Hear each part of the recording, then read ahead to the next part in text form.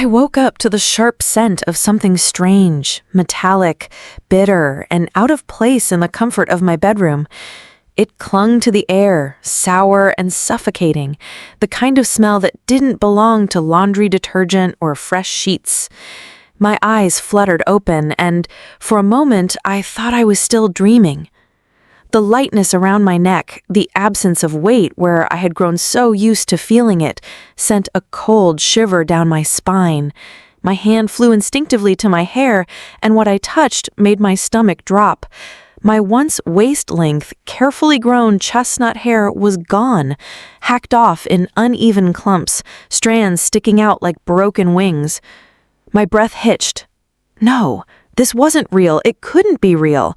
I stumbled out of bed, half blind with panic, and made my way to the mirror. The glass, cruel and unforgiving, confirmed what I already knew. My hair, my pride, my comfort, my silent rebellion against years of being overlooked had been destroyed. At first, I thought I had been robbed, mugged in my own bed by some faceless intruder who wanted to humiliate me. But then my eyes caught something on the dresser. The scissors. Not just any scissors, the dull, thick-handled craft scissors my mother used to clip coupons and cut old receipts. They lay there, neatly, smugly, as if placed for me to find, and next to them a sticky note that slapped harder than any hand could. "You'll still look fine. Focus on your speech for Hannah's big day. Mom." My chest burned, my throat tightened, and for a long moment I couldn't breathe. I stood frozen, staring at the uneven hair scattered across my pillow like the remnants of a small funeral. It was like part of me had died while I slept. The wedding was supposed to be my one chance, just one moment in front of the people who had ignored me for years, the chance to stand in my navy silk dress, the one I bought with my own salary after weeks of hesitation, and deliver a speech that meant something. I had dreamed of walking into that vineyard hall not as the shadow of my sister, but as someone who existed, someone worth looking at. But now, staring at my jagged reflection, I looked like I had lost a bet, like I had been turned into the punchline of a cruel joke. I dragged myself to the kitchen, my hands trembling as I pulled my robe tight around me. My father was already at the table, hunched over his cereal, flipping through the newspaper. He barely looked up when I entered. "Oh, good," he muttered between bites. "Less hair makes your face look less distracting anyway. The attention's not supposed to be on you." His words dropped like stones into the pit of my stomach. I opened my mouth, but nothing came out. My mother, sitting across from him with her coffee, glanced up at me with her usual cold assessment. "It's Hannah's wedding," she said flatly. "Let her shine. Don't make this about you." I felt my hands curl into fists at my side. They acted like I was some kind of threat to the sun, as if my very existence at the wedding could outshine Hannah's glow. It wasn't just about the hair. It was about erasure. They had decided I didn't deserve to look or feel beautiful. They wanted me silent, invisible, trimmed down into something manageable. And I realized then that this wasn't an impulsive act of cruelty. It was a pattern, one that had begun long before scissors ever touched my hair. I had always been the daughter they managed, not the one they celebrated. Hannah got violin lessons and designer dresses. I got hand-me-downs and lectures on being grateful. Hannah's high school graduation trip was Paris. Mine was weekends of double shifts to save for college. She was praised for every minor achievement. I was told to work harder, to stay in my lane, to not embarrass the family by reaching for more than I was worth. At 19, I moved out, 2 jobs keeping me afloat, scraping for independence while Hannah was still cushioned in the soft lap of home. And yet, despite the bruises of years gone by, I had RSVP'd yes to her wedding, because somewhere deep down, I thought maybe this time would be different. Maybe this time, for once, the family could come together without turning me into the villain. But instead, they drugged me with NyQuil hidden in a cup of soothing tea, making sure I slept too deeply to resist. And then they cut me down, literally, like weeds in a garden they didn't want to flourish. My own parents. My legs trembled beneath me as the weight of it sank in. I didn't know who to call, who to trust. But instinctively, I dialed Becca, my roommate. My one constant ally in a world that often felt hostile. When she arrived, her knock was urgent, her footsteps quick. The moment she saw me standing there, hair uneven and tears streaking my cheeks, she gasped, a hand flying to her mouth. "They did this to you on purpose?" I could only nod. Becca's face hardened, her eyes glinting with something fierce. She didn't comfort me with soft words or tell me it would be okay. She just pulled out her phone and said, "Okay, we're not going to the wedding like this. We're going to do something better." At first, I resisted. My heart wasn't screaming for revenge. It was begging for distance, for escape. But when Becca played back something I had almost forgotten existed, my world shifted. Weeks earlier, I had started recording little comments on my phone, intending to share them with my therapist. Offhand insults, the kind you're not told to take seriously, but that cling anyway. My mother saying I was a distraction when I posted a photo online. My father muttering that pretty girls ruin weddings with jealousy. At the time, I had cataloged them like a dutiful archivist of my own humiliation. But hearing them now, strung together with Becca listening beside me, they weren't isolated jabs. They were a weapon, a pattern, evidence. Becca leaned back on my bed, staring at the ceiling as the last recording played. Then she turned to me with a quiet fire in her voice. "You know, there's a way to make them listen." That night, I didn't sleep. Not really. While my parents and sister probably dreamed smugly of a flawless wedding weekend, I sat in front of my mirror, staring at the uneven mess of my hair. Becca stood behind me, scissors in hand, not to destroy, but to repair.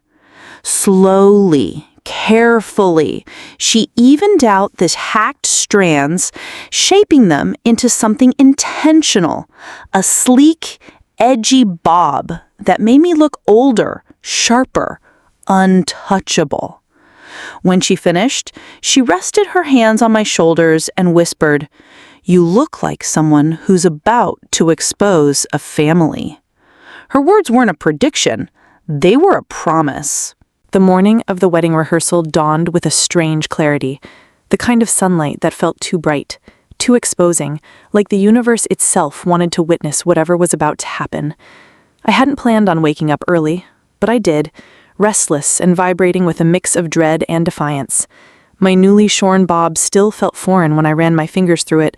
The jagged ends were gone, smoothed into something purposeful, but inside I still felt raw, unfinished, like a wound disguised by a bandage. Becca sat cross-legged on the couch, sipping her coffee, eyes fixed on me like she was silently daring me to back down. "You don't have to go," she said, finally breaking the silence. "You don't owe them a damn thing." "I do," I said quietly. "I owe it to myself." By the time we reached the vineyard, my heart was hammering so loudly I thought people might hear it through my chest. The estate was sprawling, with ivy-covered stone walls and chandeliers visible through wide glass doors. Tables were draped in white, flowers arranged with surgical precision, everything screaming perfection. My parents' idea of heaven, my idea of hell. Inside, the air was filled with laughter, the clinking of champagne glasses, the sweet music of everything running exactly as planned. Nobody looked twice at me as I slipped into the room, though I caught a few whispers about my hair. Let them whisper. They had no idea what was coming. Hannah stood at the center, radiant in a cream rehearsal dress, her veil pinned loosely in her hair as she held court, like the queen she had always been groomed to be. She spotted me across the room, her smile faltering for just a second before snapping back into place. "You made it," she said coolly when I approached, her eyes flicking over my bob with thinly veiled disdain. Cute haircut. Thanks, I replied, forcing a smile that didn't reach my eyes. It's growing on me. The brunch carried on in its glossy rhythm. People laughed, toasted, clapped for speeches. My mother watched me like a hawk, her expression unreadable, as though she could sense the storm brewing beneath my skin. My father avoided looking at me altogether, his focus trained on Hannah like she was the only daughter he had ever raised. The microphone passed from hand to hand, sentimental stories, polite jokes, promises of love and loyalty filling the air. Then it was placed in mine. For a heartbeat, I considered keeping the peace, delivering the kind of hollow speech expected of me, slipping quietly back into the shadows. But the weight of the scissors, the bitter taste of drugged tea, the sticky note on my dresser, they all came crashing back in a wave so sharp, I thought it might drown me. I lifted the microphone, and the room hushed. My voice shook at first, but steadied with every word. I want to congratulate my sister on her wedding, I began, the crowd smiling, nodding, oblivious. But before I do, I think it's only fair to tell the truth about what it took for me to stand here today. I paused, scanning their faces. My mother stiffened. My father set his fork down, his jaw tightening. Hannah's knuckles whitened around her champagne glass, and then I pulled out my phone. With one tap, the recording played. She thinks she'll look better than Hannah? We'll fix that. My mother's voice, sharp and venomous, filled the hall. Gasps rippled through the room. She shouldn't draw attention. Hannah deserves the spotlight. We'll make sure she doesn't ruin it. My father's voice followed, cold and dismissive. The air went dead. My stomach twisted as I watched relatives shift uncomfortably, guests whispering, heads swiveling between me and my parents. Hannah's fiancé, Greg, looked utterly bewildered, his hand slipping from hers. My mother sprang to her feet, hissing, "That's out of context." But it was too late. The truth was already loose, like wildfire, impossible to contain. "You drugged me," I said, my voice rising now, raw and furious. "You drugged me and cut my hair while I slept because you thought I wasn't worthy of standing beside my own sister. Because you couldn't stand the idea that for once, I might be seen." The room erupted. Some relatives tried to call me. Others demanded explanations from my parents.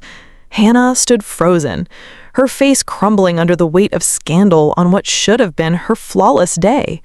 My father barked at me to leave. My mother tried to shush me, but the damage was done. Every pair of eyes was on them now, not me. Security was called. I was escorted out, not gently, not kindly. The last thing I saw before the doors closed was Hannah clutching her veil with shaking hands, her perfect world fracturing in front of an audience she couldn't control. Back at our apartment, I collapsed onto the couch, shaking. Becca was already at work, editing the video she had captured on her phone, cutting together my speech, the recordings, the reactions. Within hours, it was online. Within a day, it had gone viral. "This is what happens when family weaponizes control," the caption read. Millions of people watched. Millions of people commented. Some called me brave, some called me cruel, but nobody was indifferent. The fallout was immediate. News anchors debated the morality of exposing family secrets at a wedding. Talk show hosts cracked jokes about Hannah's haircut sabotage. TikTok teens made memes out of my mother's horrified face. And through it all, my parents stayed silent, their social media accounts going private, their neighbors whispering behind closed doors. But silence couldn't protect Hannah. Her wedding was canceled within a week. Greg left, citing irreconcilable differences, though everyone knew the truth. He wanted no part in a family that humiliated themselves on the world stage. Photos surfaced of him moving out of their shared home, Hannah's tear-streaked face caught in the flash of paparazzi cameras. She tried to fight back online, creating burner accounts to smear me anonymously, but her words rang hollow. Screenshots exposed her comments, and the internet turned viciously against her. Meanwhile, my life transformed. Brands reached out, intrigued by the image of the girl who turned scissors into a symbol of resistance. A fashion CEO named Cynthia Ray invited me to New York, offering me the chance to be the face of a campaign about resilience. I said yes, terrified and exhilarated in equal measure.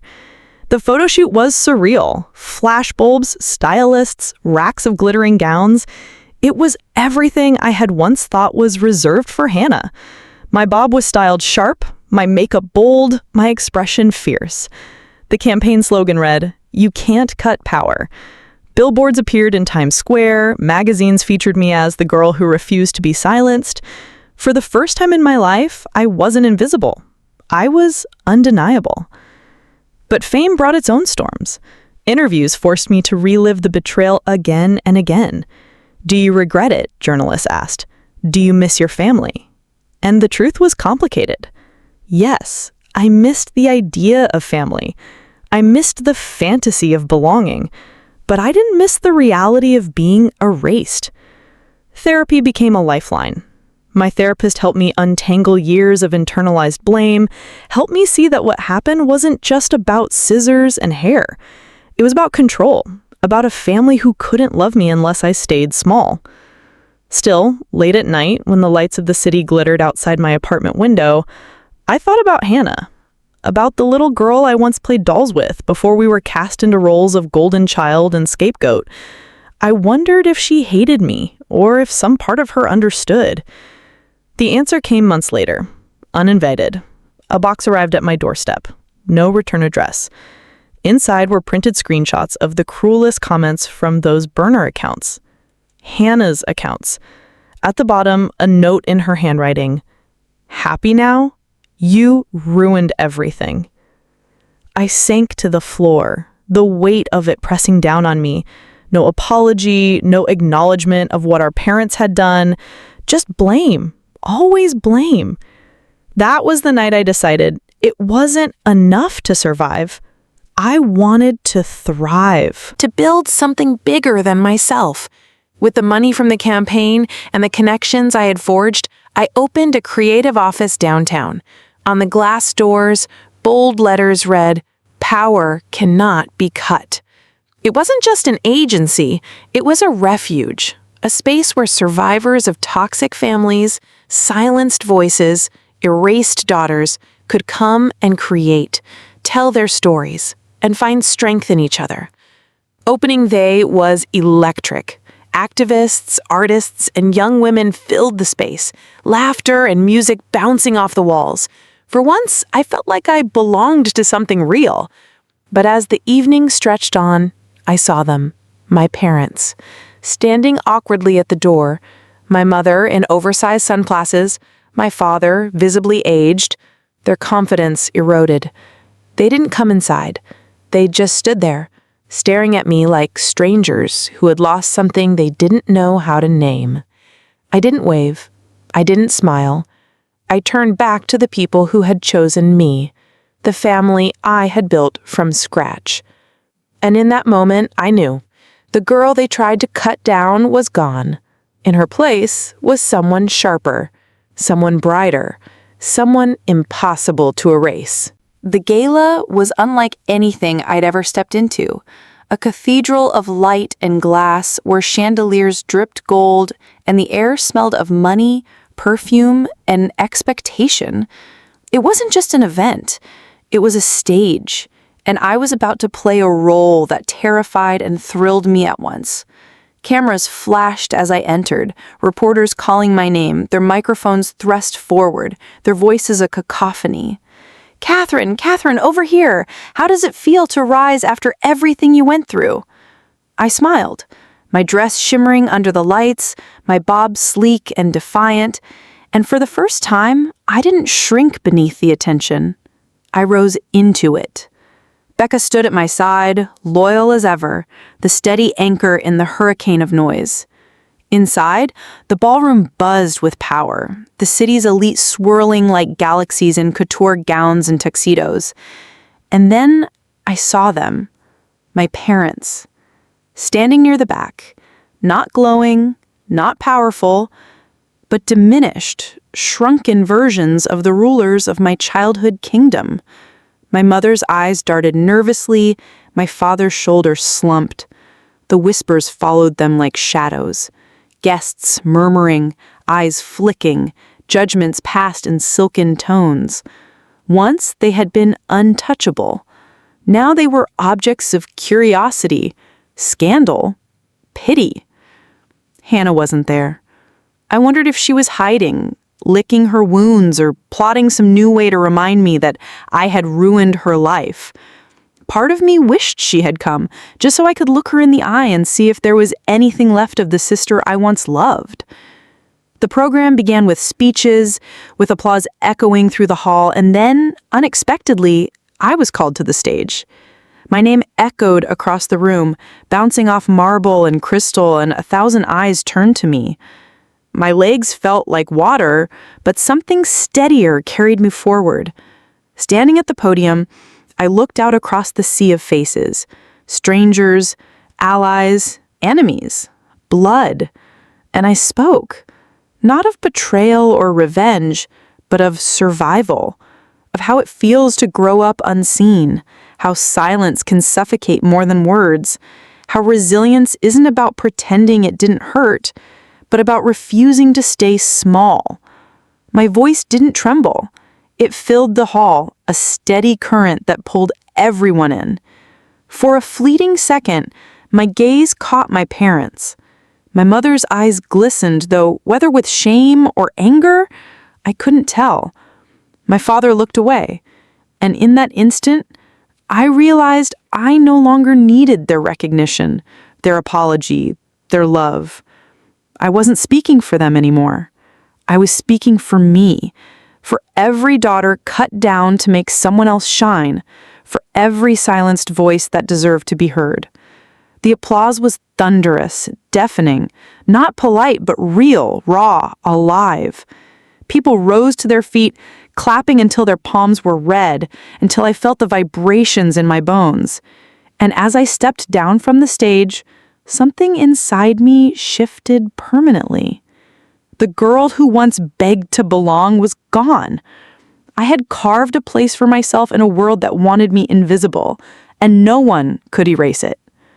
That night, I danced under the glittering lights, surrounded by allies, embraced by strangers who somehow understood me better than my own family ever had. My parents slipped away quietly, swallowed by the crowd, unnoticed, unimportant. And I let them go. Outside, the city pulsed with neon, restless and alive, and when I looked up at the dark sky glittering with stars, I finally felt what I had been chasing all along. Not perfection, not their approval, but freedom.